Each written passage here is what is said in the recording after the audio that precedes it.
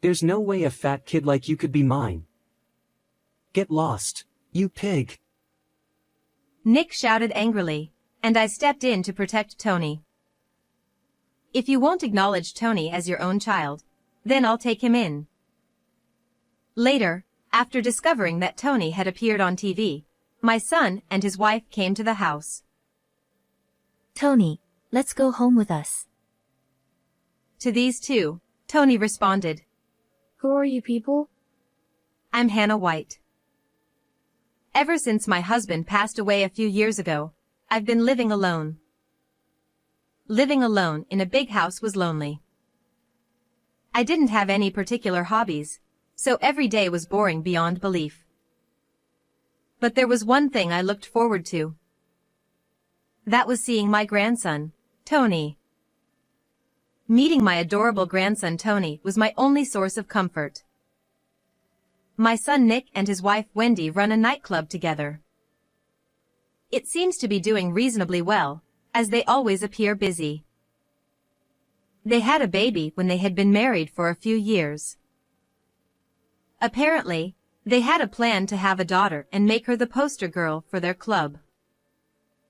Before the baby's gender was even clear, they went on a shopping spree for baby girl items, eagerly anticipating the arrival of a daughter. However, when the baby was born, it turned out to be a boy. The disappointment for both of them upon learning it was a boy was significant. I thought that once they saw the baby, they would find him adorable no matter what. I was optimistic, but it didn't turn out that way. Nick and Wendy showed little interest in the newborn baby and didn't seem inclined to take care of him much.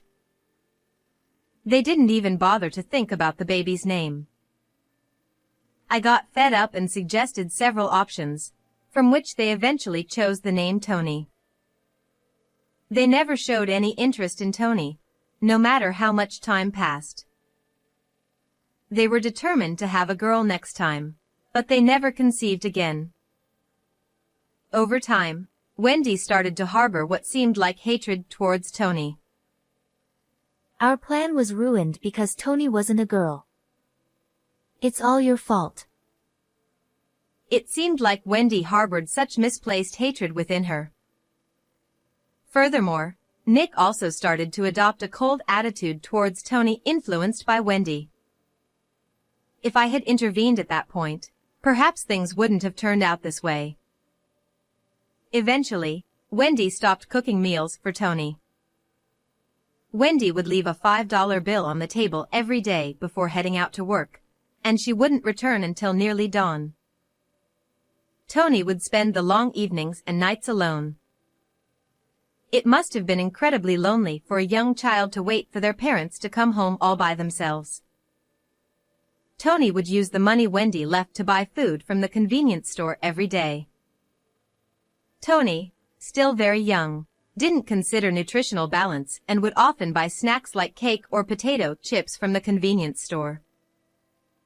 Additionally, there were times when he would eat discarded sandwiches.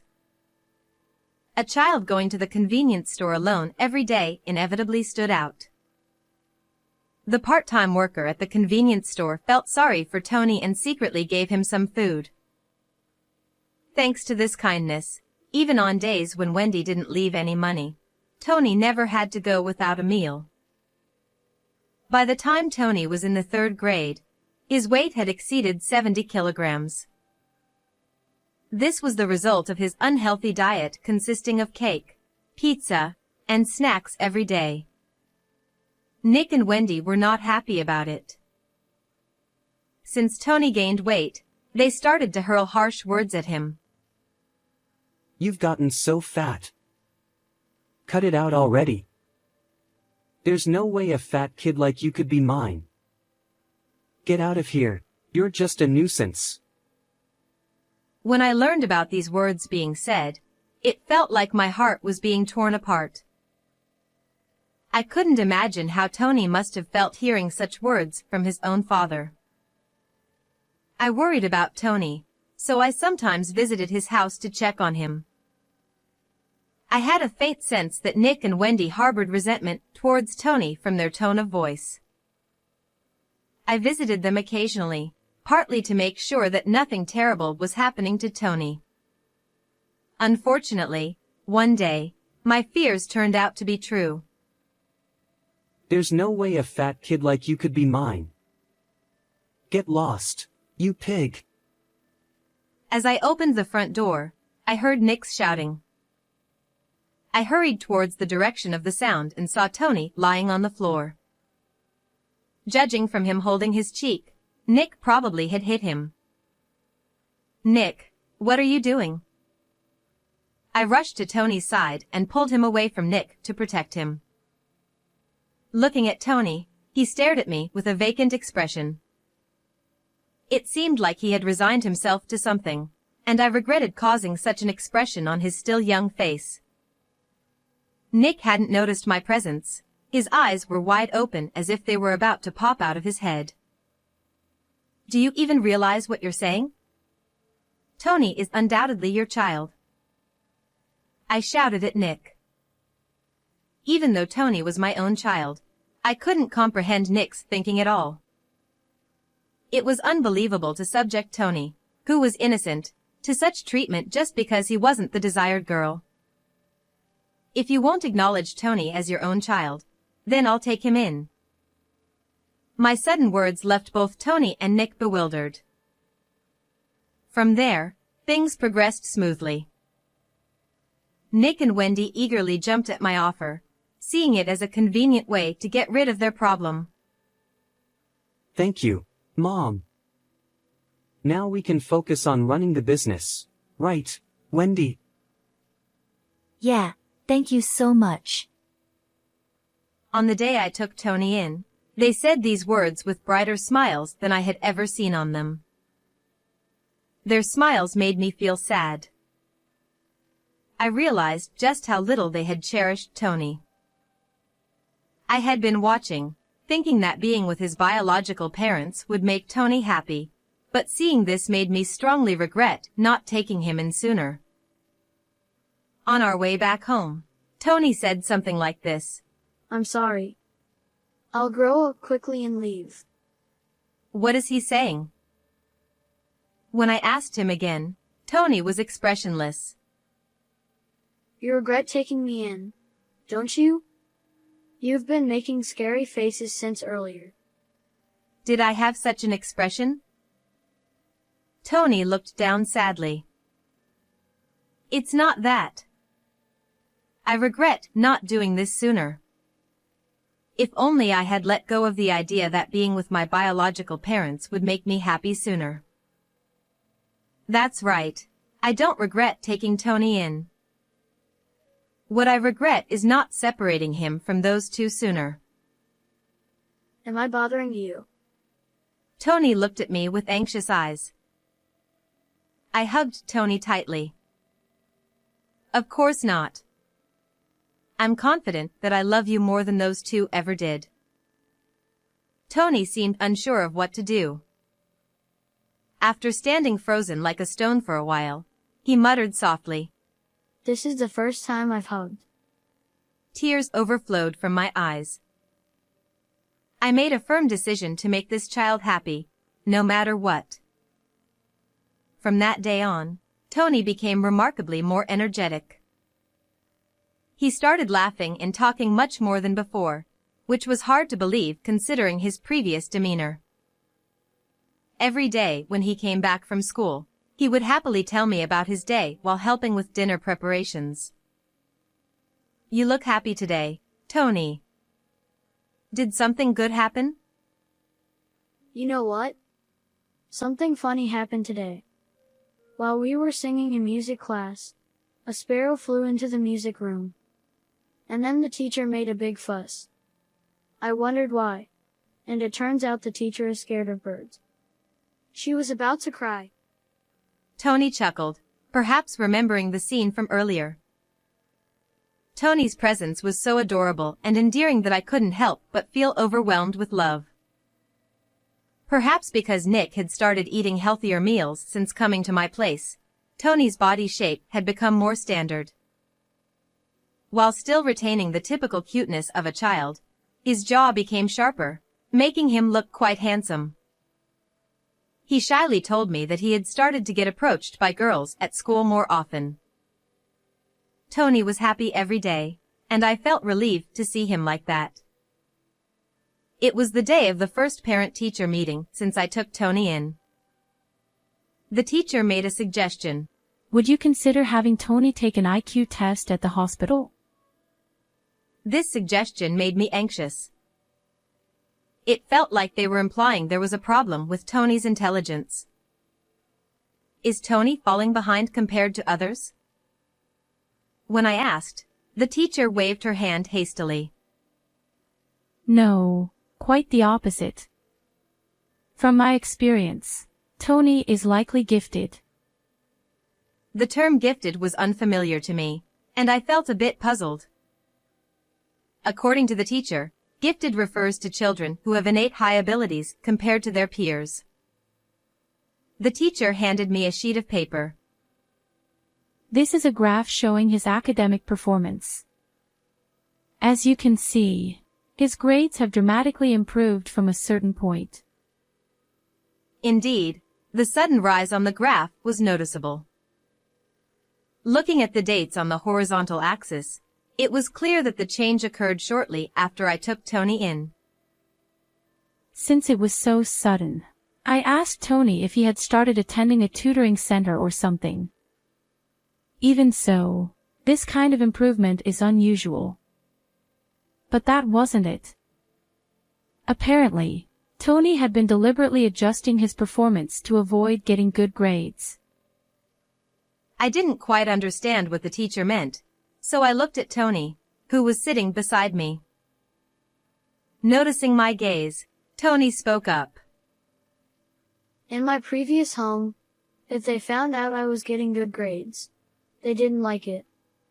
They called me arrogant and hit me even more. He shrugged his shoulders. So, during tests, I deliberately left answers blank or wrote the wrong ones. I actually knew all the answers, though. Tony smiled wryly. Now, I don't have to do that, so I just take the tests normally. They're too easy and boring, though. I understand everything just by reading the textbook, so classes aren't interesting.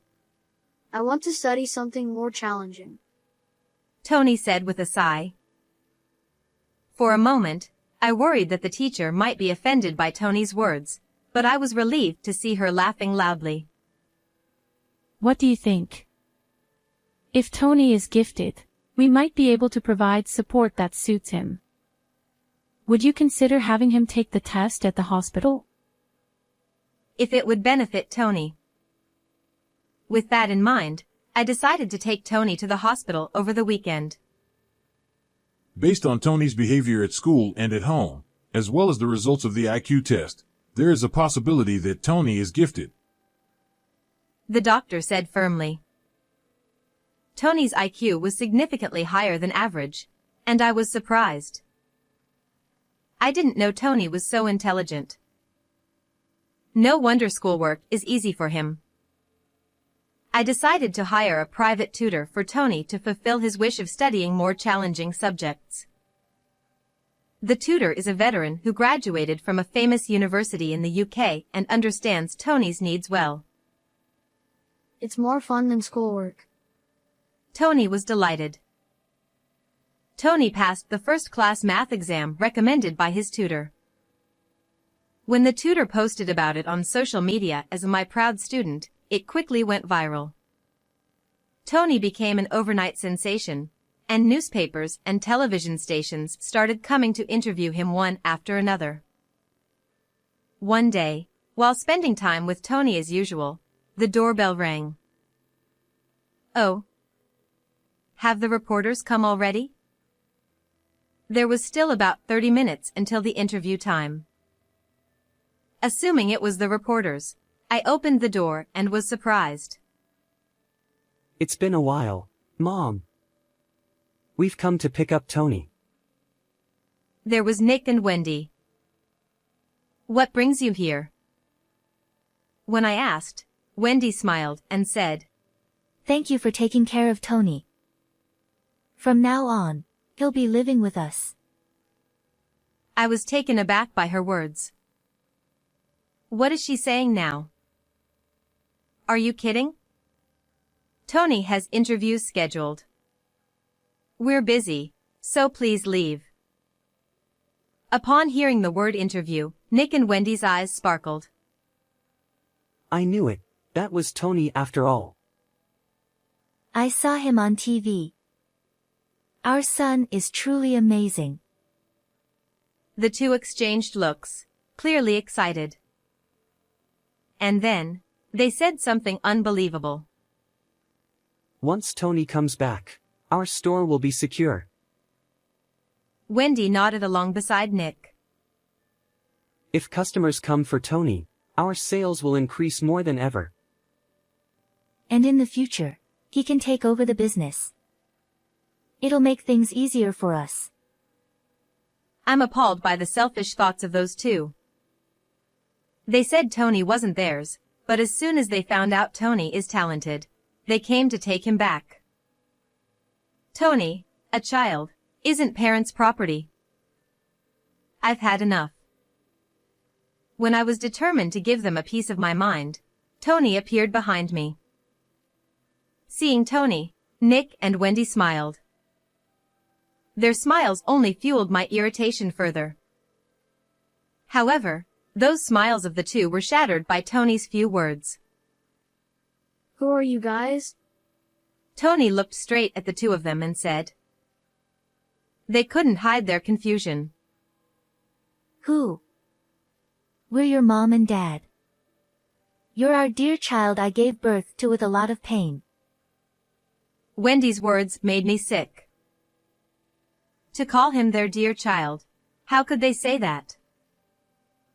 As I was about to say something in response, Tony chuckled softly.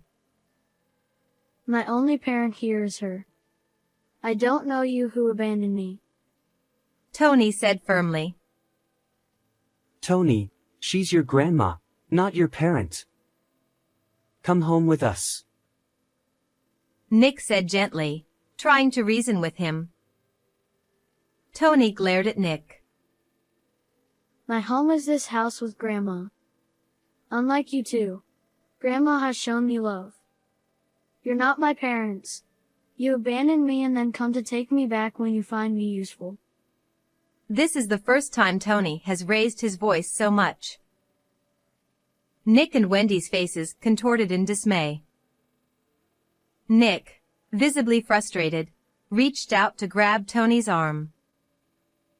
Just as I moved to intervene, a voice called out from behind Nick. Is what he just said true? That you abandoned him? Reporters gathered around with solemn expressions. They were here to interview Tony. It seemed the appointed time had passed without notice. The reporters surrounded Nick and Wendy. Then they aimed their cameras at the two and fired a barrage of questions.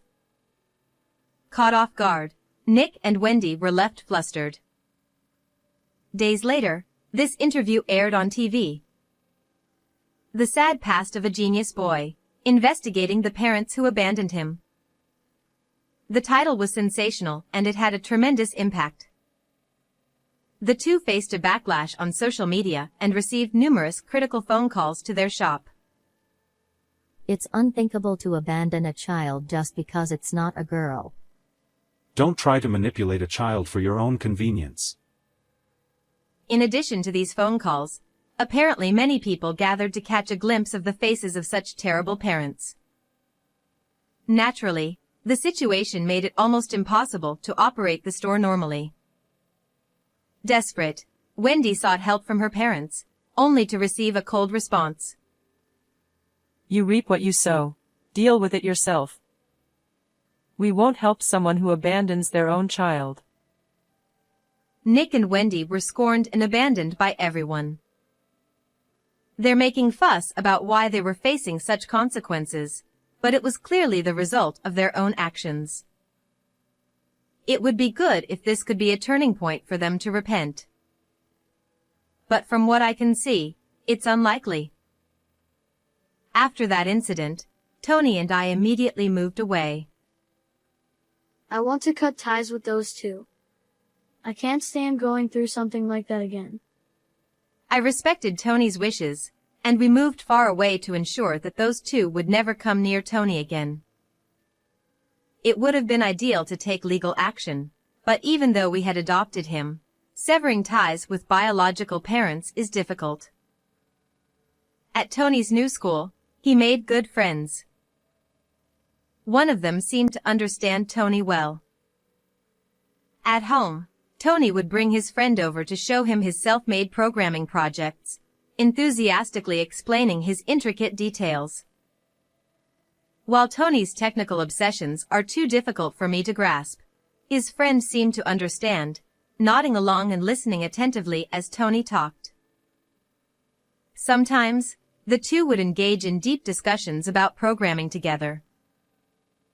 Watching Tony always looking so happy, I truly felt moving here was the right decision.